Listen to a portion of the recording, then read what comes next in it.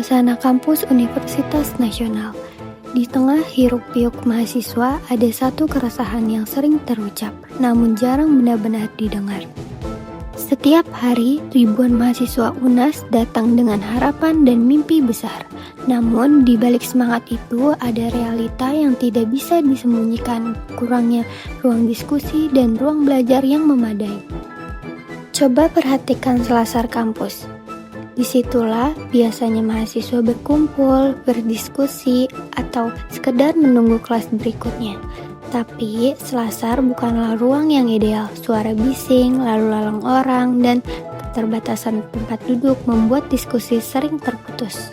Kantin perpustakaan, tapi sayangnya kantin dan perpustakaan tidak buka 24 jam. Ketika malam tiba dan deadline semakin dekat, mahasiswa harus cari tempat lain atau bahkan pulang tanpa sempat menyelesaikan tugas kelompok. Fungsionalisme Emil Durkheim memandang masyarakat sebagai sistem yang terdiri dari bagian-bagian yang saling terkait yang bekerja untuk menjaga stabilitas sosial. Institusi pendidikan termasuk universitas berperan penting dalam mentransmisikan nilai, norma, dan keterampilan yang dibutuhkan individu untuk berfungsi dalam masyarakat.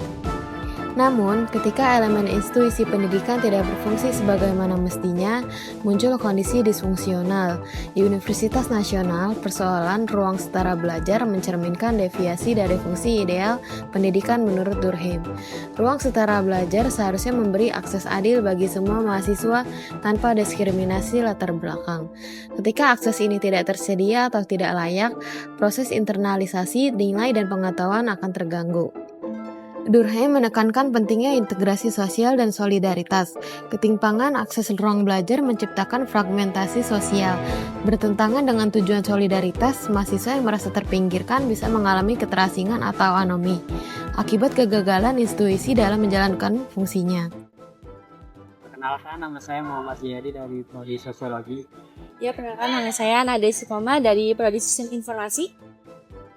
Izin minta waktunya Kak buat wawancara. Ya, silakan. Tanya pertama tuh, apakah jam operasional kantin dan perpustakaan mempengaruhi aktivitas belajar di mahasiswa?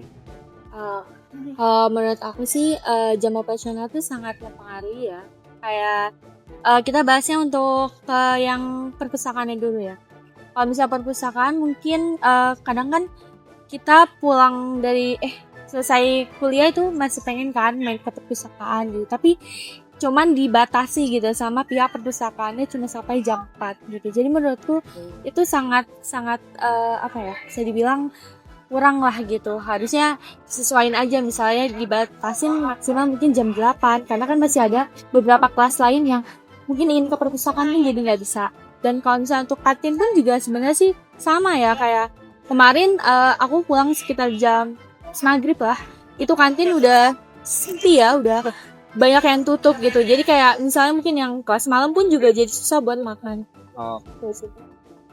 Untuk pertanyaan berikutnya tuh, Ya. menurut kakak tuh ruang di samping parkiran tuh atau yang biasa kita sebut bandara, cocok gak sih kalau buat dijadiin tempat diskusi atau perform di kampus ini? Menurutku sih setuju banget sih ya kalau menurut aku, karena kan kita kan butuh ruang tempat belajar ini tuh kayak biar kita tuh lebih fresh gitu belajarnya gitu kan, daripada di dalam ruangan. Kadang kita tuh butuh udara segar, apalagi kalau misalnya kita butuh banyak oksigen juga untuk bisa lebih kayak masuk gitu pelajaran ke otak kita gitu, dan diskusinya pun sebenarnya lebih nyaman kayak gitu sih. Itu pertanyaan terakhir Ya. Kakak tuh pernah gak sih ngerasa gak nyaman untuk diskusi atau perform di Selasar? Di Selasar, iya sih, kadang aku merasa gak nyaman karena menurutku itu kan buat jalur, kadang buat pada masuk atau mau masuk kelas atau mau ke luar kelas gitu loh. Jadi kayak menurutku itu mengganggu gitu, agak mengganggu ya. Jadi kalau sebaiknya mungkin memang harus dicari tempat ya, seperti tadi kalau bisa diadain ruang terbuka gitu buat benar-benar khusus menampung beberapa mahasiswa gitu. Jadi tidak berceceran gitu di Selasar gitu. Jadi nggak mengganggu aktivitas jalan juga, dan juga tuh lebih kondusif jadi.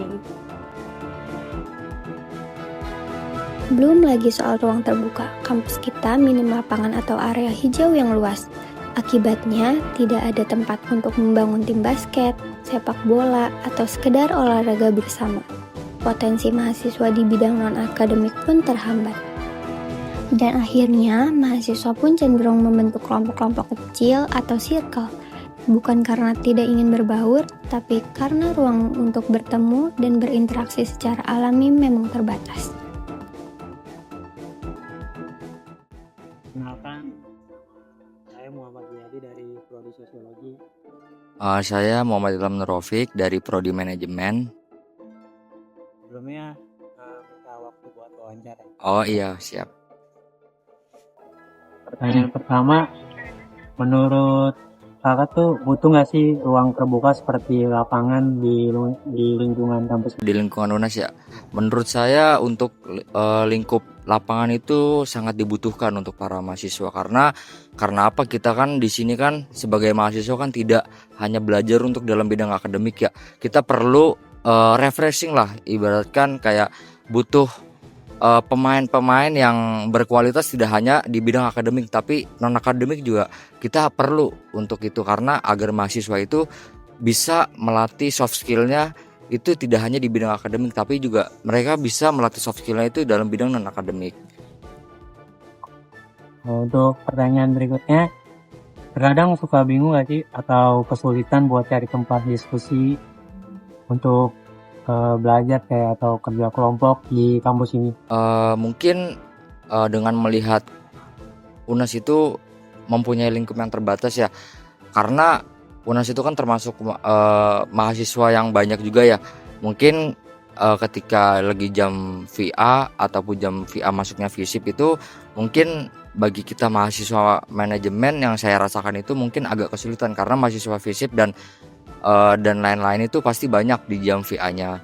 Jadi mungkin keterbatasan dari untuk ruang berdiskusi itu pasti terbatas gitu. Jadi nggak mungkin ruang diskusi itu kan butuh tempat yang sangat-sangat sunyi ya, karena buat memikirkan apa yang dia pikirkan gitu, tidak dalam bentuk tempat yang ramai gitu Bang. Jadi perlu banget sih. Oke. Untuk pertanyaan terakhir tuh, apa benar ketidakadaan lapangan di kampus ini dapat mempengaruhi minat mahasiswa untuk membentuk tim olahraga seperti basket atau sepak bola atau futsal? Mungkin bagi perspektif saya sendiri itu sangat mempengaruhi, karena apa? Minat mahasiswa itu pasti yang dilihat untuk mahasiswa baru ataupun maba itu pasti yang dicari tidak hanya dalam bentuk akademiknya, tapi mereka kayak masuk itu perlu ada kayak lapangan, perlu ada kayak yang lain-lain lah dalam bidang non akademik, itu sangat perlu. Mungkin itu mempengaruhi minat dari mahasiswa, itu sangat berpengaruh karena mereka kalau UNAS itu tidak ada lapangan dan kayak UKM-nya itu mungkin menurunkan minat mahasiswa untuk masuk di UNAS gitu, karena mereka itu tidak hanya untuk belajar tapi mereka itu butuh melatih soft skill di luar akademiknya. Dengan demikian, disfungsionalnya ruang belajar setara di UNAS bukan sekadar soal teknis, tetapi merupakan gangguan terhadap fungsi institusional universitas dalam menjaga keteraturan sosial dan pembentukan identitas kolektif.